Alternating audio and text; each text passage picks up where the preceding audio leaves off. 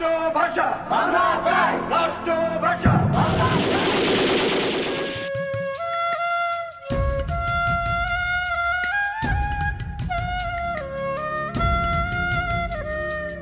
সবাইকে স্বাগত জানাচ্ছি কথা প্রকাশ নিবেদিত মেলার মাঠে মুখোমুখিতে। এই আয়োজনে আমরা মেলার গুরুত্বপূর্ণ বই নিয়ে গুরুত্বপূর্ণ লেখকদের সাথে আলাপ করি।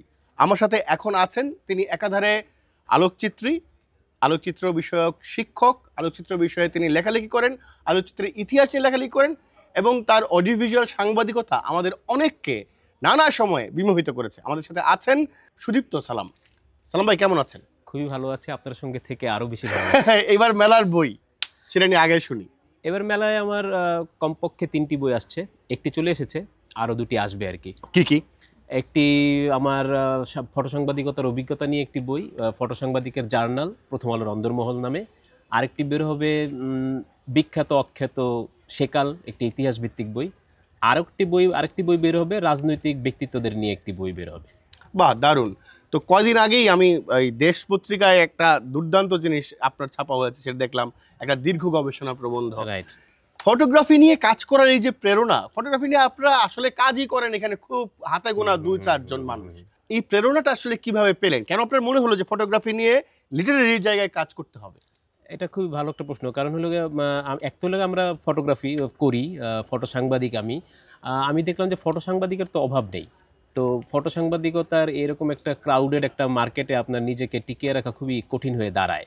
এটা করছিলামও আমরা, কিন্তু যেহেতু আমি লেখালেখিটা জানি, তখন মনে হলো যে যেহেতু আমার বিষয়টা যদি হয় ফটোগ্রাফি, তাহলে বোধহয় আমার যে ফটোগ্রাফির কমিউনিটির মানুষগুলো আছে তাদের কাছে পৌঁছানো যাবে। তার উপরে হলো তাদেরকে যদি একটু লিটারেট করা যায় আর কি। বাহ, দারুণ। মানে আপনার এইবারের যেই বই এবং প্রধান বই নিশ্চয়ই প্রথম আলোর অন্দরমহল, ফটো সাংবাদিকের জার্নাল, এবং সেটা নিয়ে আমরা ফেসবুকে বা ধরেন সামাজিক যোগাযোগ মাধ্যমে নানা রকমের আলাপ আসলে দেখেছি। আপনার পক্ষের আলাপ যেরকম আছে, আপনার বিপক্ষের আলাপ আছে। গত বছর আপনার প্রতিবাদ মেলার মধ্যে সেটাও আলাদা করে আসলে নজর কেড়েছে। এই যে মানে প্রতিবাদী সত্তা এবং অন্যায় মেনে না নেবার যে স্পৃহার জায়গাটা, এইটা আসলে আপনার ক্যারিয়ারে আসলে কি প্রভাব রেখেছে? খুবই বাজে প্রভাব রেখেছে শিমুল ভাই। আমি নানাভাবে যেটা আমার প্রাপ্য ছিল সেটা থেকে আমি বঞ্চিত হয়েছি আমার এই প্রতিবাদী হওয়ার কারণে। নানাভাবে নানা কাজ আমার হাত থেকে চলে গেছে, এরকমও হয়েছে। তারপরও আপনি যেরকম বললেন যে কিছু মানুষ থাকে যে আমার বিরুদ্ধে কথা যেরকম বলবে, আবার কিছু মানুষ তো আপনাকে ভালোবাসে, আপনি যেরকম ভালোবাসেন আমাকে। তো সেরকমভাবে ওই ভালো মানুষগুলোর জন্য, আমাকে যারা ভালোবাসে সেটার জন্য আমি টিকেও যাই, আবার কোনো না কোনো জায়গায় গিয়ে টিকেও যাই। তো আমি ওইটা নিয়ে বেশি ভাবি যে গ্লাসটা অর্ধেক ভরা অর্ধেক খালি না।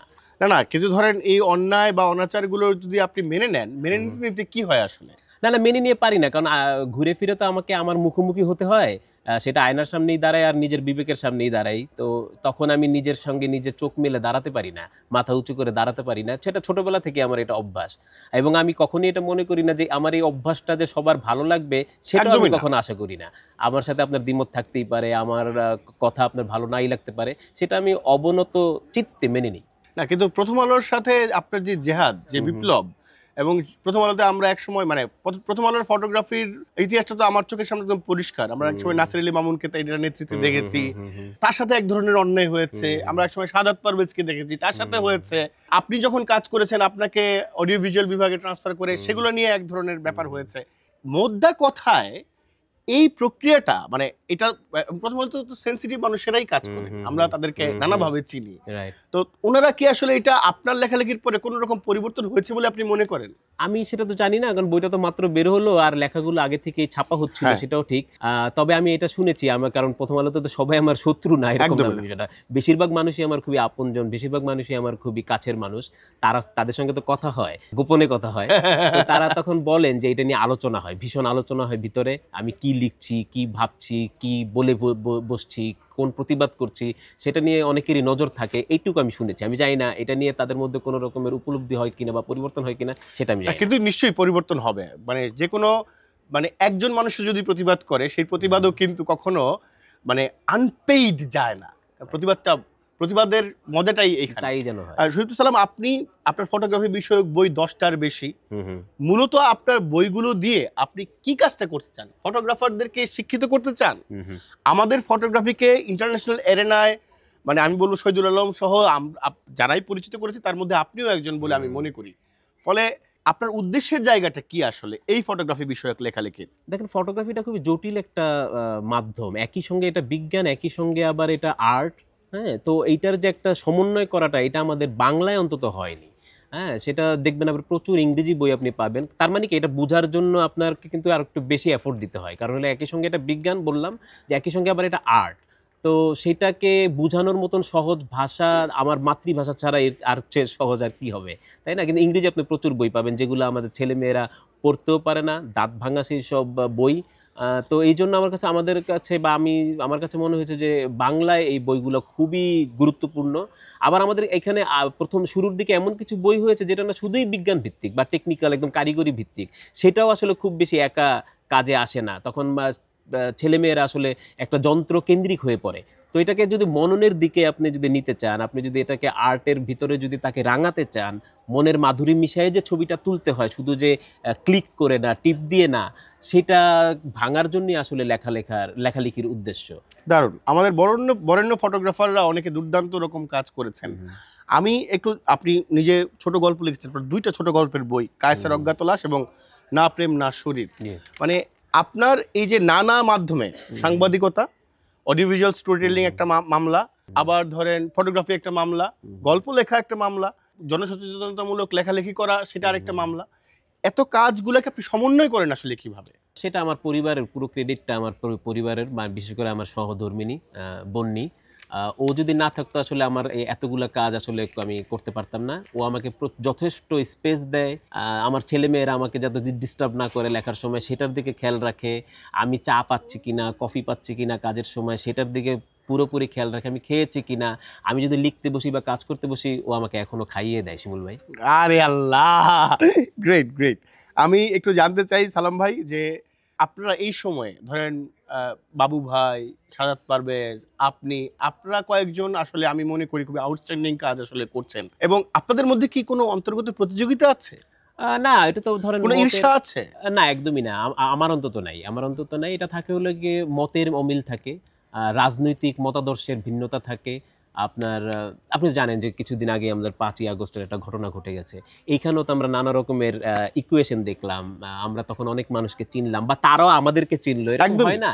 সেই জায়গা ছাড়া আসলে ব্যক্তিগতভাবে যে লেখালেখি বা ফটোগ্রাফি এগুলো নিয়ে একদমই না। আপনি যদি এরকম আপনি যাদের নাম বললেন, এরকম আরো অনেকের নাম আছে যাদের কাছ থেকে অনেক সাহায্য পেয়েছি আমি সবসময়। আমি একটু জানতে চাই যে এই যে 5ই আগস্ট পরবর্তী বিপ্লব বা অভ্যুত্থান যাই বলি না কেন, যে এজেন্ডাগুলো নিয়ে আসলে এই বিপ্লবের শিক্ষার্থীরা রক্ত দিয়েছে, যে এজেন্ডাগুলো নিয়ে আসলে নতুন একটা পরিবর্তিত সরকার এসেছে, সেই এজেন্ডাগুলো নিয়ে আপনার বক্তব্য কি? মানে এখানে ধরেন আসলেই কি আমরা একটা নতুন বাংলাদেশের দিকে যেতে পারছি? আমি মনে করি না পারছি। এটা আমি একদম স্পষ্ট, অনেকে হয়তো বলে না এখন, কিন্তু আপনি তো আমাকে চিনেন। আমি একদমই মনে করি না আমরা ঠিক সেই দিশার দিকে এগোচ্ছি, এবং কোনো রকমের পূর্বাভাসও আমি আর দেখি না এই মুহূর্তে। আর আমি দেখছি না, এবং আমার কাছে মনে হয় যে আমরা ইউটার্নই নিচ্ছি বলে আমার এক ধরনের মনে হয়। সেই ইউটার্নটা কোট আনকোট হতে পারে, যেটা কি ধরনের ইউটার্ন, কিন্তু ইউটার্ন একটা হচ্ছে যে এইটা আমরা চাইনি, এটা আমরা কখনোই প্রত্যাশা করিনি। Thank you. আমরা খুবই স্পষ্ট কথাবার্তা বললাম। সুদীপ্ত সালাম, আপনাকে অনেক ধন্যবাদ আমাদেরকে সময় দেওয়ার জন্য। আমরা একটা র্যাপিড ফায়ার দিয়ে আয়োজনটা শেষ করি। আমার কাছে মনে হয় আমি ফেল করবো এই পরীক্ষায়। একদমই না, ফেল করার কিচ্ছু না। সুদীপ্ত সালামের জন্য র্যাপিড ফায়ারের প্রথম শব্দ লুঙ্গি। লুঙ্গি? হ্যাঁ, আমি পরি না।